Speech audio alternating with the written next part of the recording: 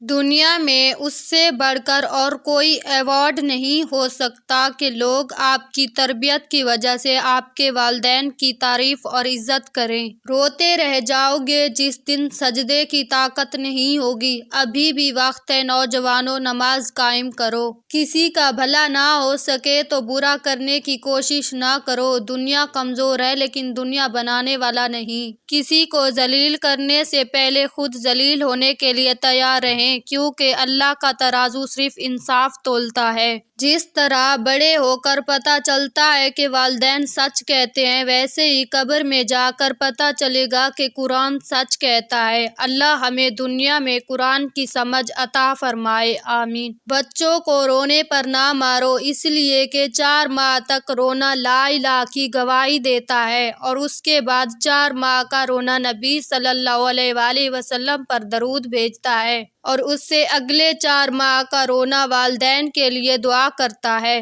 ضروری نہیں ہر کوئی آپ کو سمجھ پائے، ترازو صرف وزن بتا سکتا ہے، معیار نہیں۔ اگر سجدہ نہ ہوتا نا تو ہم ان تمام دکھوں کی وجہ سے مر جاتے جن کو ہم اللہ کے سوا کسی سے نہیں کہہ سکتے۔ قابل رحم ہے وہ قوم جس کے پاس عقیدے تو بہت ہیں مگر دل یقین سے خالی ہے۔ اگر تمہاری ماں تمہارے غصے کی وجہ سے تم سے بات کرتے ہوئے ڈرتی ہے تو پھر تم افسوس کرو، کیونکہ تم نے اپنے ہاتھوں سے مغفرت کا دروازہ بند کر دیا ہے۔ جن لوگوں میں قابلیت ہوتی ہے انہیں کہنے کی ضرورت نہیں ہوتی، بلکہ وہ ہر جگہ پسند کیے جاتے ہیں۔ گناہوں میں مبتلا انسان کا دعاؤں پر یقین نہیں رہتا۔ کامیابی کے وسائل دولت سے نہیں، ارادے اور ہمت سے پیدا ہوتے ہیں۔ جو بندہ اللہ کے کرم کو اپنا حق سمجھنے لگے وہ ڈپریشن کا شکار ہو جاتا ہے۔ اپنی اس خامی کو ڈھونڈو جو تمہیں کامیاب نہیں ہونے دیتی۔ تم ہر شخص کو خوش نہیں کر سکتے، بھلے تم اپنا سکون کسی کے لیے کتنا ہی برباد کیوں نہ کر لو، پھر بھی وہ شخص تمہاری نیت یا تمہاری مخلصی میں کوئی نہ کوئی نقص نکال ہی لے گا۔ 2 میٹھے بول انسان تو کیا حیوان کو بھی زندگی بھر کے لیے اپنا بنا سکتے ہیں۔ ضرورتیں جتنی بڑھتی جائیں گی سکون اتنا ہی کم ہوتا جائے گا۔ نا امیدی بھی ایک وبائی بیماری ہے جو نا امید لوگوں میں بیٹھنے سے آپ کو بھی لگ جاتی ہے۔ کرم ہو جائے تو سالوں کی محنت کا پھل لمحوں میں ملنے لگ جاتا ہے۔ جب آپ رب سے محبت کرتے ہیں تو وہ آپ کے دلوں میں انہی لوگوں کو بسنے دیتا ہے جو آپ کی محبت کے اہل ہوں۔ خاموشی سے محنت کرو، نتیجہ خود ہی شور مچا دے گا۔ یاد رکھو جب تک اپنی نجات کا یقین نہ ہو کسی گنہگار کا مذاق نہ اڑاؤ۔ جو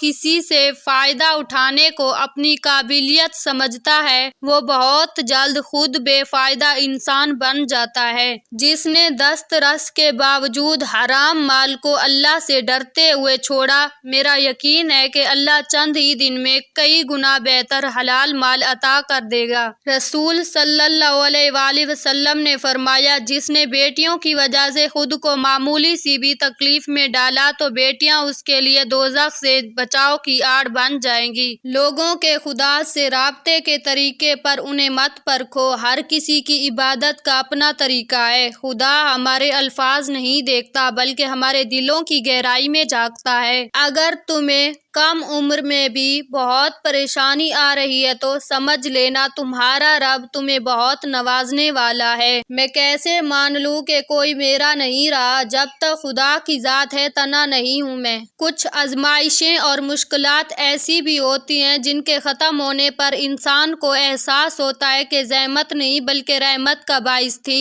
لفظ انسان کے غلام ہوتے ہیں مگر صرف بولنے سے پہلے تک، بولنے کے بعد انسان اپنے الفاظ کا غلام بن جاتا ہے۔ تمہاری پریشانیاں تمہاری بے ادبی اور ناشکری سے جڑی ہوئی ہیں۔ جب کوئی نیکی بھولنے لگو اور کیے ہوئے گناہ یاد رہنے لگے تو سمجھ لینا کہ آپ روحانیت کے سفر پر چل پڑے ہو۔ یقین ایسا ہو کہ سامنے سمندر ہو اور تم کہو میرا رب راستے بنائے گا۔ کچھ چیزیں بہت عرصے بعد بھی پلٹ کر شرمندہ کرنے آتی ہیں، خاص طور پر کسی کو دیا ہوا دھوکہ یا کوئی بولا ہوا جھوٹ۔ کسی کے وقت پر ہنسنے کی غلطی نہ کرنا، یہ وہ وقت ہے جو چہرے یاد رکھتا ہے۔ دعا کی قبولیت آواز کی بلندی نہیں بلکہ دل کی تڑپ کا تقاضا کرتی ہے، کیونکہ دعا صرف لفظ کا مجموعہ نہیں، روح کی طلب اور کیفیت کا نام ہے۔ اللہ کے نظام میں رزق بڑھنے کا ایک ہی قانون ہے، جتنا تقسیم کرو گے اتنا بڑھتا چلا جائے گا۔